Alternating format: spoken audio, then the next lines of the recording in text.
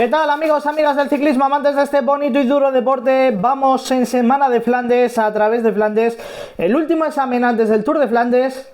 ¿Qué ha pasado? ¿Qué análisis hacemos? ¿Qué conclusiones extraemos antes del segundo monumento de la temporada? Empezamos. Doble ración de ciclismo la que hemos tenido hoy a través de Flandes femenina, que ha acabado en torno a las 3 de la tarde, y a través de Flandes masculina. Ahora hablamos de la femenina, que también nos ha dejado cosas que entrever, análisis y cositas que extraer. Cositas de esas que tanto nos gustan, esencia ciclista.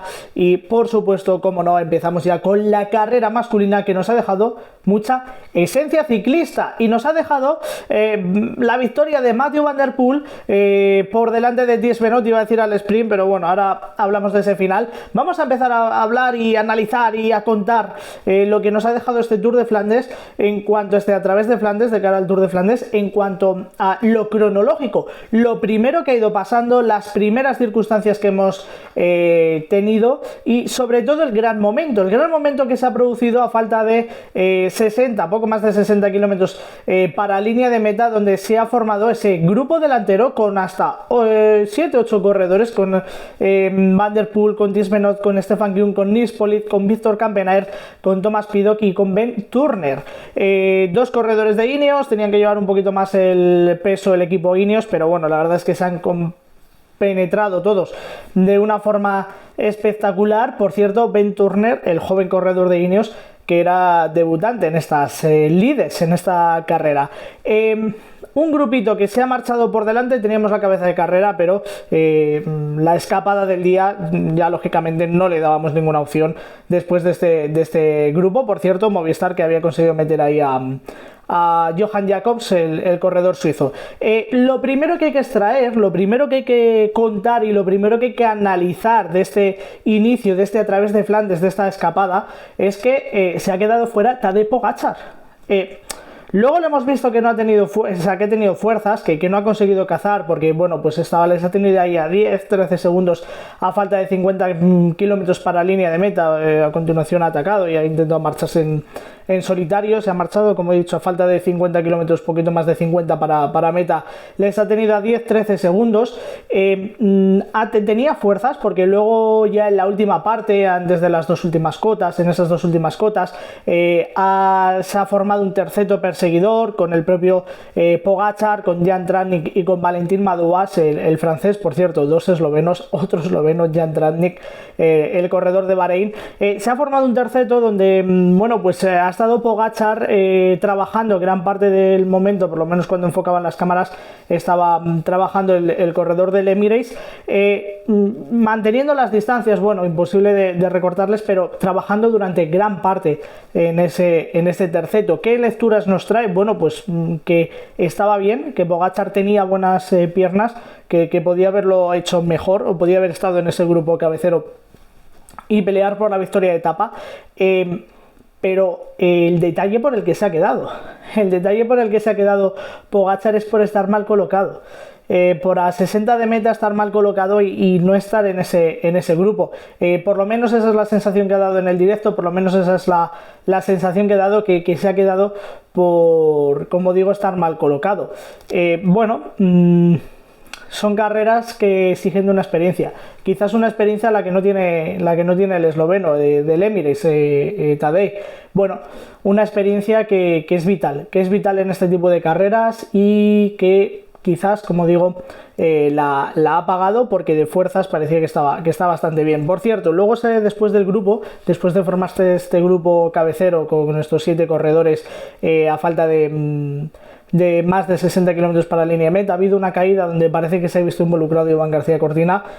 Bueno, ahora hablamos de los españoles y de Cortina, pero esto nos deja una lectura de cara al domingo. Nos deja que Pogačar está en buena forma, que Pogačar puede estar con los mejores, posiblemente. Nunca sabremos qué habría pasado, ¿no? Si habría entrado en ese grupo, pero que falta experiencia, que son carreras de mucha experiencia, y que le falta experiencia. Seguro que le ha servido hoy para aprender mucho, seguro que ha aprendido muchísimo hoy, lo ha tomado en la parte final como un entrenamiento, o seguro que lo ha tomado como un buen entrenamiento de cara al domingo, y vamos a ver qué tal se comporta el domingo, qué tal desarrolla, qué tal va la carrera, pero seguro que hoy ha aprendido mucho porque son carreras en las que hay que estar atento, Y en cuanto al grupo delantero, donde he dicho que iban 7 corredores: Van der Poel, Benoot, Stefan Küng, Nils Politt, Víctor Campenaerts, Thomas Pidcock y Ben Turner. Luego sí que Kellan Brain se ha sumado también, pero principalmente serán estos corredores. Hemos visto cómo en el Nockenberg todavía faltaban 2 ascensiones más, aparte de esta. Lo ha intentado Mathieu Van der Poel, ha intentado marcharse en solitario, a falta de unos 20-24 kilómetros para línea de meta. Ha intentado marcharse en solitario, pero no lo ha conseguido. Es cierto que a ese tramo le restaba un poquito de dureza de la necesaria para abrir camino y para marcharte, bueno, en este caso en solitario. Y bueno, pues ahí Van der Poel no ha conseguido abrir hueco. Nos hemos ido el siguiente ascensión, la siguiente cota, sin ningún ataque, sin ningún movimiento, y sí que se ha visto movimientos importantes luego en el Holstrad, en la última cota, la última ascensión. Ya no era adoquinada, ya era de asfalto, donde sí que se ha intentado tensar un poquito la carrera, donde parecía que Víctor Campenaerts se quedaba, y ha sido llegar y arrancar, ¿no? Y ahí Víctor Campenaerts, a falta de 7, 8 o 9 kilómetros para línea de meta, bueno, pues ha dejado a sus compañeros de fuga y sus compañeros de escapada un poco mirando los unos a los otros, viendo quién salía por él. Ha sacado unos segundos, a falta de 7 kilómetros para la línea de meta, tenía unos metros que parecían poder ser definitivos, sobre todo si empezaban por atrás a pensar. Y bueno, muchas veces cuando vemos etapas, cuando vemos carreras y decimos no, es que la última parte es un tramo llano donde es difícil ver movimientos. Bueno, pues la última parte, esto lo han dicho en la retransmisión de Eurosport, la última parte, estos últimos 7 kilómetros que eran llanos, mucho curveo, carreteras muy estrechas, parecía más una carrera de karts que una carrera de ciclismo, ¿no? Lo han comentado los compañeros de Eurosport. Ha sido unos kilómetros muy bonitos, unos kilómetros preciosos, donde han saltado, bueno, no sé si todos los corredores, pero donde ha saltado Campenaerts, Thies Benoot se ha sumado al corredor belga, se ha sumado también los dos belgas, Benoot y Campenaerts. Se ha sumado también Thomas Pidcock. Bueno, Mathieu Van der Poel se ha quedado un poquito más atrás, y en el llano, bueno, ha lanzado ahí un ataque que llevaba, ¿no?, al pobre Nils Politt contra las cuerdas, ahí a 2-3 metros, no llegaba a entrar. Bueno, ha lanzado un ataque Van der Poel que ha conseguido que el grupo se volviese a reintegrar a falta de unos 5 kilómetros para línea de meta, y a partir de ahí se han vuelto a ver movimientos, se han vuelto a ver ataques, sin mucho más allá de lo que podían pasar, hasta que ya dentro de los 2 últimos kilómetros el ataque definitivo de Thies Benoot. Hemos visto, como he dicho, algún movimiento que parecía que podía ser, pero que no había sido, y justo en el último movimiento, en el de Thies Benoot, ha salido Mathieu Van der Poel, yo creo que muy listo, sabiendo dónde tenía que salir, y bueno, pues manejando un poco esos ataques, ¿no? Porque era el favorito de ese grupo de 7 corredores, 7-8 corredores, que bueno, pues era el favorito, ¿no?, para llevarse la victoria, y el que iba a tener que tomar la responsabilidad la ha tomado en el momento en el que tenía que tomarla. Y bueno, pues como digo, le ha hecho que lleguen tanto Thies Benoot como Mathieu Van der Poel, gracias a ese ataque. Mathieu Van der Poel luego ya en la última parte, ya en los últimos metros, ha lanzado el sprint, y Thies Benoot no ha podido seguirle de ninguna de las formas y de ninguna de las maneras. ¿Qué nos deja esto? Bueno, pues la primera victoria de Mathieu Van der Poel esta temporada. Vuelve a competir después de sus problemas físicos, y vuelve a competir ganando en el último examen, ya antes de Tour de Flandes, y llega con una moral espectacular al Tour de Flandes. ya con una moral espectacular al Tour de Flandes, seguro, con ganas de más y con ganas de hacerlo muy bien. Mathieu Van Der Poel, que venía con problemas físicos, va a llegar al domingo con mucha energía, con muchas ganas. Y ahí vamos a sumar a un Pogačar que seguro que ha aprendido, que también ha demostrado buena forma. Ahí vamos a sumar a Wout van Aert, que no estaba hoy en carrera. Y ahí vamos a sumar también a ver a Thomas Pidcock, lo diré bien, el corredor de Ineos, el joven corredor de Ineos también, que es otro de los grandes favoritos, que ha sido tercero en el día de hoy.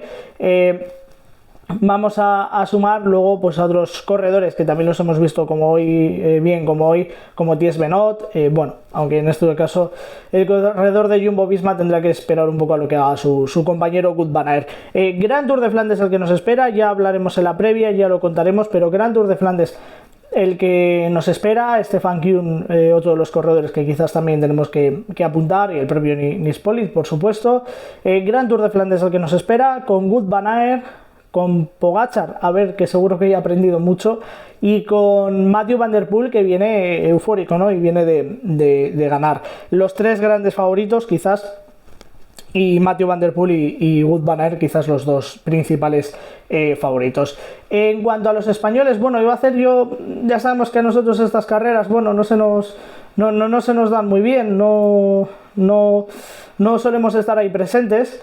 Pero bueno, pues ha estado bien Movistar en la escapada colando a Johan Jacobs, pero no sé, creo que Cortina sé que busca otro tipo de carreras, que busca la Paris-Roubaix sobre todo, pero no sé, yo creo que hay que pedir un poquito más, ¿no? Si queremos que Cortina, o si Cortina quiere ser un clasicómano, se tiene que pedir un poquito más a sí mismo y demostrarse solvente en este tipo de carreras, y demostrar que puede estar ahí adelante, ¿no? Y estar atento a un movimiento que se forma, y ver qué pasa y estar en el momento clave, dejarse ver en los últimos kilómetros, que te veamos en el segundo, en el tercer grupo, si no puedes estar en el primero, pero no lo hemos visto. Insisto, no es el tipo de carrera que a Cortina en principio le viene mejor, pero si él mismo quiere ser clasicómano, tiene que demostrarnos un poquito más. Carrera femenina. Carrera con victoria de Chiara Consoni, pero una carrera que ha tenido mucho más intríngulis de lo que nos deja el final. El final ha sido, ahora hablamos del final, porque el final, el sprint, ha sido muy bonito y muy loco, pero también era el último examen antes de Tour de Flandes, a través de Flandes. Lo importante, los datos claves, lo que nos ha dejado la carrera, bueno, pues a falta de 60 kilómetros para la línea de meta, Body Chapman, la corredora del equipo FDJ, se marchó en solitario. Buscaron algunas de las favoritas como Van Vleuten, buscaron romper la carrera, pero bueno, en el caso de Van Vleuten era una corredora muy vigilada, dorsal número 1, actual vencedora, estaba, como digo, muy, muy vigilada. Y desde el pelotón saltaron dos corredoras, antes de la Dutch, un poquito más adelante de donde estaba Chapman, donde atacó Chapman. Un poquito más adelante, bueno, pues se lanzaron dos corredoras del pelotón, Georgia Baker, la corredora del Bike Chain, y Juliette Labot, la corredora del DSM. Estas dos corredoras fueron haciendo, no estaban tan vigiladas y fueron haciendo camino poco a poco. Llegaron de hecho a la cabeza de carrera, formaron un terceto en cabeza de carrera, Georgia Baker, Juliette Labot y Chapman. Y bueno, pues a falta de 25 kilómetros para la línea de meta, vimos a un Trek Segafredo que venía potente con Ellen Van Dijk. Incluso en algún momento veíamos a Ellen Van Dijk, a Elisa Longoborghini, la campeona italiana y la campeona de Europa. Bueno, intentar dar caza a ese trío a falta de, como digo, unos 25 kilómetros para la línea de meta. Intentarles dar caza para luego ver qué pasaba. Pero sí, por lo menos les veíamos intentar, bueno, pues incrementar ese ritmo. No sabíamos quizás quién podía ser la corredora de Trek que para la que estuviesen trabajando, pero sí que intentaban dar esa caza. En la cabeza de carrera, que seguían todavía en cabeza de carrera, a hasta falta de 9 kilómetros para la línea de meta. Brody Chapman, la corredora del equipo FDJ, y Maskey, bueno, pues intentaron pasar al ataque, intentaron saltar. Terminó este movimiento, como digo, en la última cota, falta de 9 kilómetros para la línea de meta, gracias al trabajo de Van Dijk, ¿no? Y bueno, pues anteriormente, como decía, en algún momento también lo había intentado Elisa Longo Borghini. Grupo muy numeroso, hasta 40 ciclistas o unos 40 ciclistas en una carrera a través de Flandes que nunca se había decidido en un sprint tan grande. Se intentó romper por parte de Van Vleuten, por parte de Annemiek van Vleuten, intentó romper el ritmo, no lo consiguió, y bueno, en este caso, ya viendo que se iba a llegar al sprint, sí que Movistar quizás giró un poco su estrategia desde la neerlandesa hasta la cubana Arleni Sierra. Ellen Van Dijk también intentaba romper el pelotón, pero bueno, pues finalmente no lo consiguieron. Un sprint, como he dicho, muy desorganizado, un sprint que lo hemos visto por un lado, por otro, muy ancho, y cuando ves muy ancho el sprint no había equipos con su terreno, y cuando ves un sprint muy ancho con muchas corredoras sprintando a la vez, desde muy lejos, yo creo que han arrancado la pancarta a 200 metros para línea de meta. Bueno, pues cuando ves un sprint así, ves que no, que es muy desorganizado, que es muy loco, y en el desorden la que ha reinado ha sido Chiara Consoni, la corredora del equipo Valcar, por delante de Julie de Wild, la corredora del Plan Tour, y de Elisabeth Chabey, la corredora suiza del Canyon. Arleni Sierra, la representante del equipo español, la cubana, ha sido novena, buen resultado para ella, buen resultado para Arlenis, en una carrera que se ha decidido el sprint, como digo, por primera vez en la historia, en un sprint más o menos numeroso. Una carrera que también nos extrae conclusiones de cara al Tour de Flandes, pero quizás un poquito menos, porque en el caso de la carrera femenina sí se había variado un poquito el recorrido en el caso de otros años, en comparación con otros años estaban más juntas las cotas, y en este caso se habían separado un poquito, entonces eso ha hecho que no se rompiese la carrera en tantos pedazos, y quizás nos deja un poquito menos de conclusiones de cara al Tour de Flandes, porque sí que el Tour de Flandes veremos que se romperá en muchos trocitos y muchos cachitos la carrera, y no veremos un grupo tan numeroso llegar al sprint. En cualquier caso, último examen antes de Flandes, último ya reválida, última puesta a punto. Lo siguiente será el domingo con el Tour de Flandes. ¡Hasta luego!